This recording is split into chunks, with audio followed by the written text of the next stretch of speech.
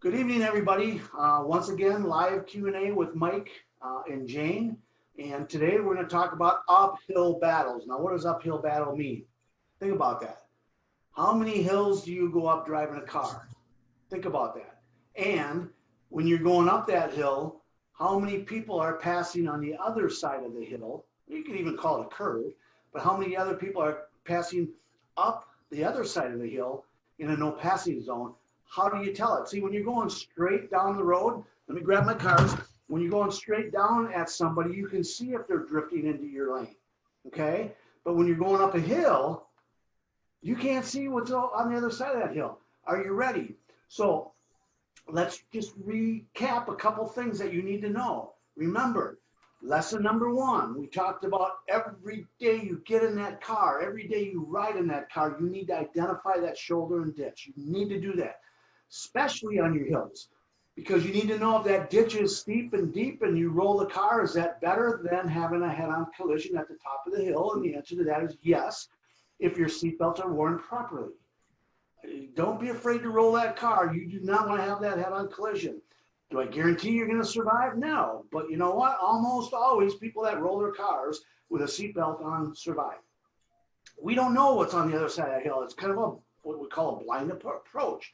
All right. So what could be coming up the other side that would make someone want to pass somebody? I want you to think about your situations you've been in. All right. A semi that's loaded that has to go up the hill in a low gear. Why do I want to wait 2 or 3 minutes to follow this thing? I can make it. So you're going to try and dart around that. How about it's spring? Farmers are out in the field right now.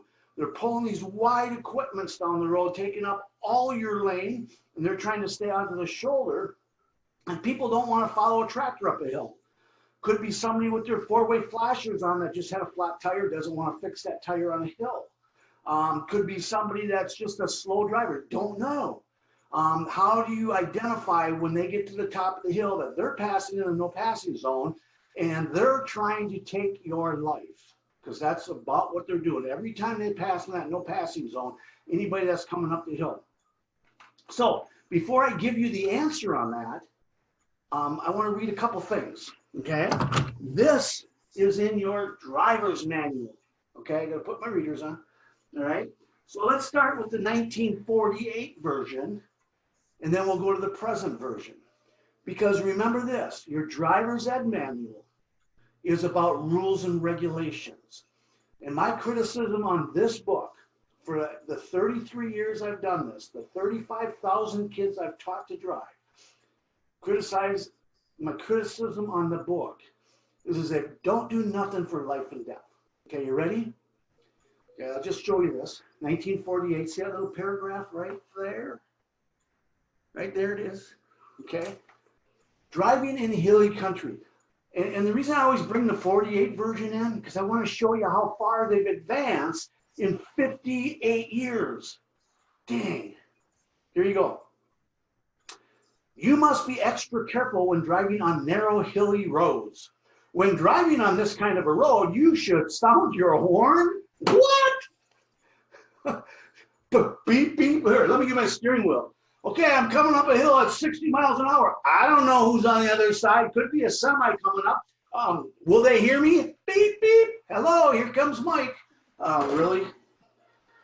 Wow. If you come to any curve where your view of the road ahead is less than 200 feet, how many of you know where 200 feet is? Seriously. Right now, boom, where is it? You don't know. 200 feet, by the way, it's 2/3 of a football field. Sounding your horn is not enough. Oh, thank you. Okay.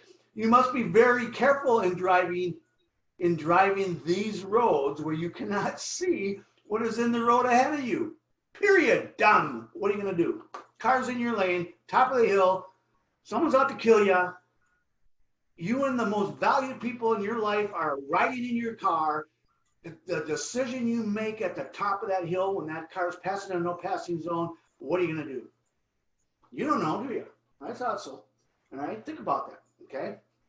Remember, what you need to do every time you get in that car when people are in your car, you need to do everything in your care, custody, and control to save the lives of the people in your car.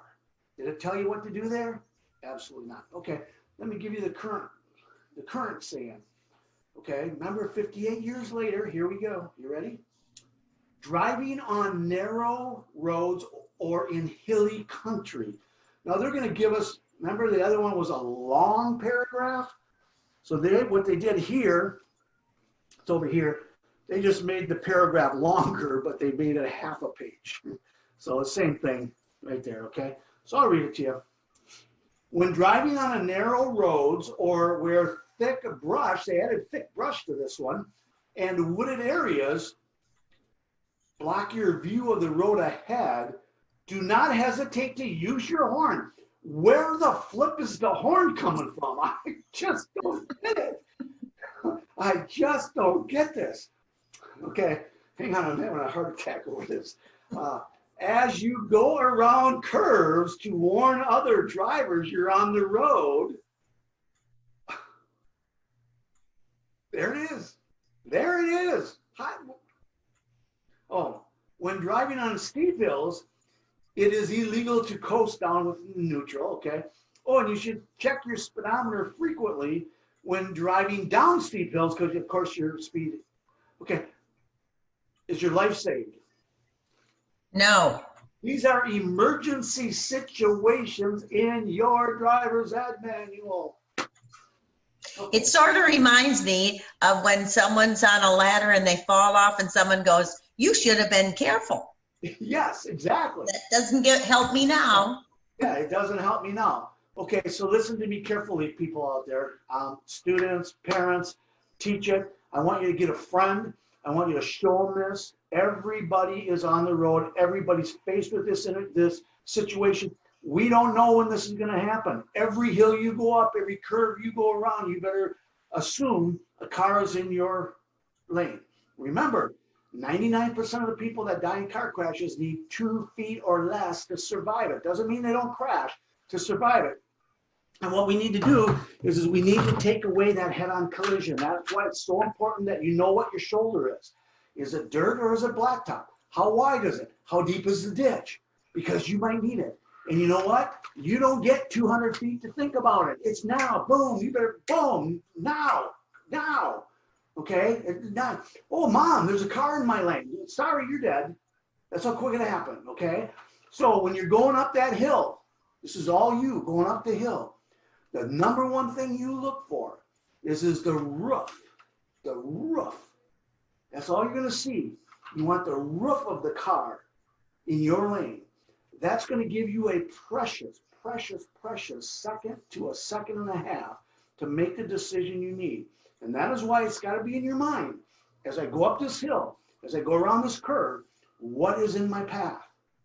And it's that ditch. We need that ditch, okay? You need that ditch. Because if they're there and you don't choose that ditch now, you need to practice this every hill you go up. Remember this, at 60 miles an hour, 1001, 1002, you cover those 200 feet.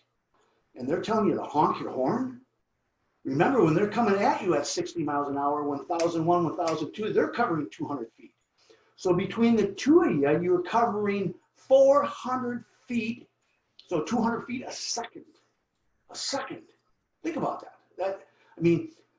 200 feet a second, 2/3 of a football field a second when someone's coming at you and you're going at them. So you know what? You need to know where that ditch is. That's why I call it the uphill battle. We have semis coming up hills in low gear. We have tractors. We have wide equipment. We have people that could be in distress, meaning flat tire cars stalling, whatever, and they got their flashers on. You know what? If you come up underneath one of them and you're going to follow them up the hill, throw your four-way flashers on. Do not think that you have time to go around them, because that person coming up over the top of the next hill is going 50 to 70 miles an hour. And if you're in the country, they're probably even going faster than that. So it doesn't give you a lot of time, all right? But I'm just telling you, more than a paragraph about honking your horn. Watch for the roof of that car. It's going to save your life, all right? It's going to save your life. Know where your ditch is. Know where your shoulder is. you do that, and I mean, just spread that word out. All right. So here's Jane. By the way, we cover that in our roadworthy video. And remember, you're supposed to have that. You know, normally $49.